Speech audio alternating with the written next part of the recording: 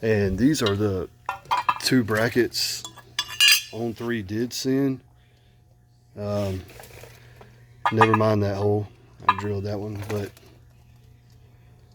I don't know. I couldn't make that work.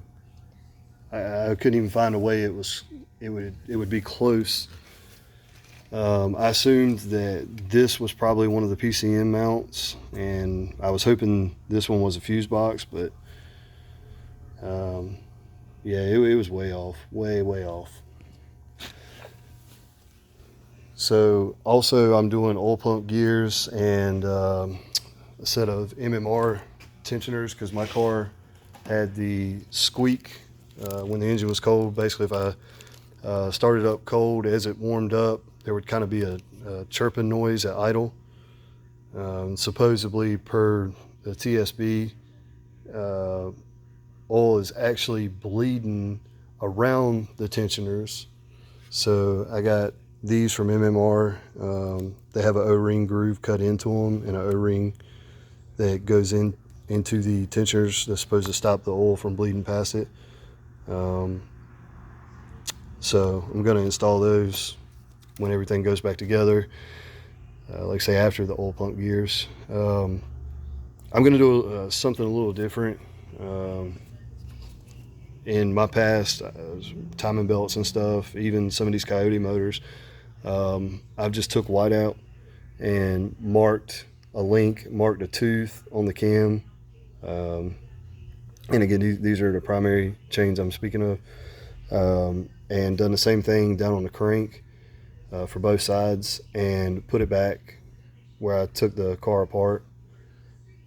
So basically you mark where it's at before you release the tensioners, clean it off, mark a tooth, mark the chain, and then you can release the tensioners, and the engine may cam over, or one side may and the other side might not.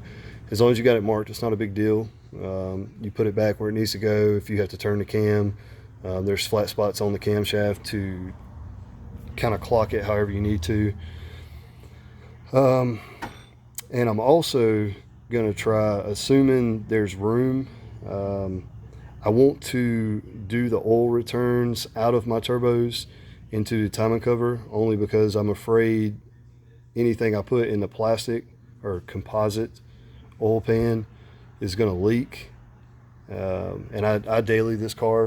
Right now it has over 17,000 miles on it, and it's currently the end of February 2020. I ordered the car and finally got it in mid-January of 19.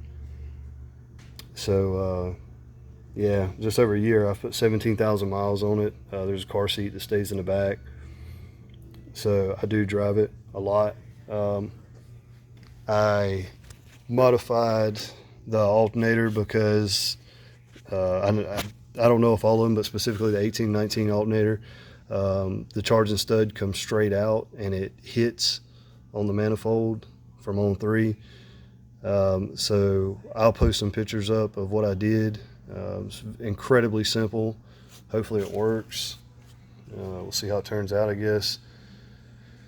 So yeah, after all this is done, I have a 4 dual pump. I think it's dual 485s or 465s, and also FIC 1200s that I have to put in. So I'll keep all that updated, because I still have a lot to do. But yeah, I'll show you the bottom.